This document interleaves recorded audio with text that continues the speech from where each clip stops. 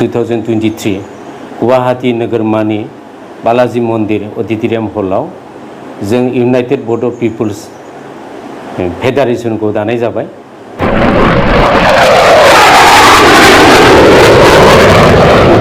रां रासिंनि बाजेटनि जेबो मेनसन गैयामोन बे एमओएसआव। दा बेफोरखौ जों बोरै लाबोनो हायो? गोबां बे रोखोमनि जेंना दं आरो गोबां इस्युज दं। हानि जेंना दङ, सोलोंथाइनि बिथिङाव दङ, फारसेथिं जोंनि एनडिपिनि केसनि दङ, एक्सबिलिटि वेलफेयार ससाइटिनि बा एक्सबिलिटि वेलफेयारनि माखासे केसनि दं, बिथांमोननि रिलिफ एन्ड रिहेबिलिटेसन आरो माखासे जोङो बर'फोरनि माखासे गोरों गोरा क्वालिफाइ जायफोर इउथ बिथांमोनखौ जोङो साख्रि बाख्रि होनांगौ। बे रोखोम दासिम जों नुनो मोनदों थार्ड बर' पिस एकर्ड, बे एकर्डआव सिगनेटरि सासे रन्जन दैमारि दं। बिथांखौ जेलाव लाखिनानै सान्तिनि एकर्ड खालामदों, बेबो दुखुनांथाव बाथ्रा। बिथांखौबो जाहाथे बोरैहाय सेन्ट्रेल गभर्नमेन्टआ स्टेट गभर्नमेन्टआ रायलायनायनि गेजेरजों बहननो हायो, बिथांनि जा दाय दस बेखौ बिथांखौ बोरैहाय मार्सि खालामनो हायो, बेफोरखौ लानानै जोङो आवगायदों। आरो काउन्सिलनि जेंनाफोरखौ सुस्रांनांगौ, थाबैनो भिलेज नटिफिकेसन आरो समस्ति दानाय नटिफिकेसनखौ रोखा खालामनानै इलेक्सन खुंनांगौ, बेफोरबायदि गोबां खामानि दं।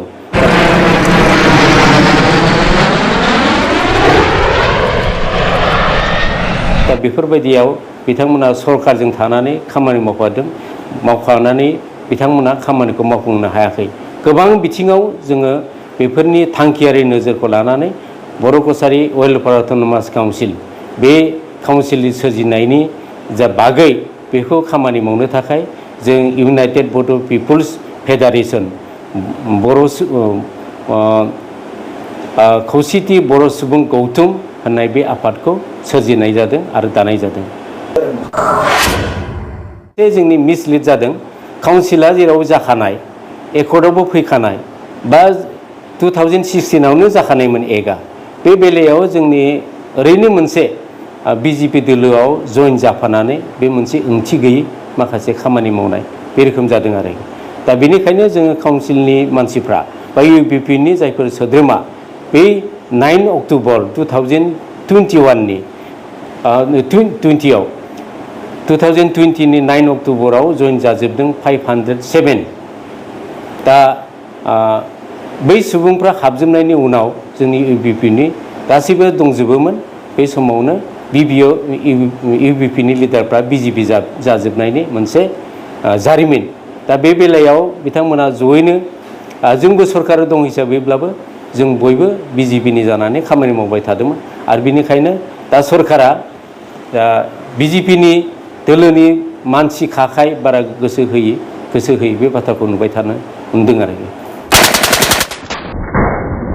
स्टेट गभर्नमेन्टनि सेन्ट्रेल गभर्नमेन्टनि जा सोरखार बे सिङाव थानांगोन, नङाबा जोंनि बे मोन्थायफोरखौ मोननाय नङा।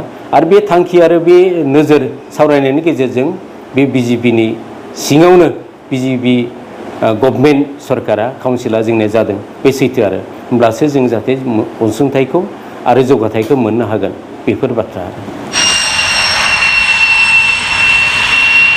जोंनि बर' कसारि वेलफेयार अट'नमास काउन्सिला बिजेपि सरकार, बे बिजेपिजोंथ' हाग्रामा महिलारि एलायन्स नङा, बे बेलायाव जों बोरै खामानि मावनो, बे मोनसे बाथ्रा। आरो बिथांजों थाङोबाथ' जों सुजुग सुबिदाखौ मोननाय नङा। जों नोजोर होदों सेन्ट्रेलावबो बिजेपि, स्टेटआवबो बिजेपि आरो काउन्सिलफ्राबो दाबो बिजेपि। दा आसामाव जेसेबां मोन 7 काउन्सिल दं, मोन 7 काउन्सिलाबो गासै बिजेपि। 10आनो गासै मोनसे सिडुल एससि मोनथाम दङ, गासै 10 काउन्सिल आरो मोनथाम अट'नमास काउन्सिला 6 सिडुलजों दाजानाय बिटिसि, कार्बि आंलं, डिमा हासाव गासैबो बिजेपि दोलोनि आन्दाराव दाजानाय आरो बिजेपि सरकार। बेनिखायनो जौगाथायबो जादों आरो बे रोखोमैनो दासिमबो सरकारा सोलिगासिनो दं।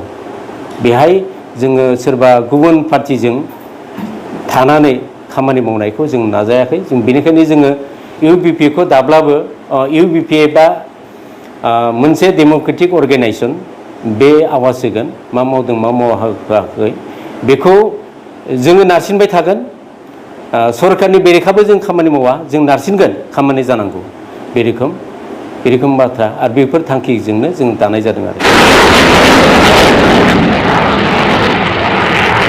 मुनिसिपाल अट'नमास काउन्सिलनि जा बाजेट 2020-21 आव 13.5 करोड़ दंमोन बे समाव जों 14 मेम्बाराव 50 लाख राननानै खामानि मावदोंमोन आरो बाखि आद्रा थानायखौ चिफ एक्जिकिउटिभ मेम्बारा गासिबो गाव खामानि मावजोबदों बे बाहाय माखासे बाहाय बे समाव बांसिन धेमाजियाव मावदों बे खोथा आरो दानि 2022-23 नि जा बाजेट 13.5 करोड़ बेहाय 36 कनस्टिट्युएन्सि मोनसेनि एगेन्स्टै 15 लाखसल' होदों बाखि 36 कनस्टिट्युएन्सियाव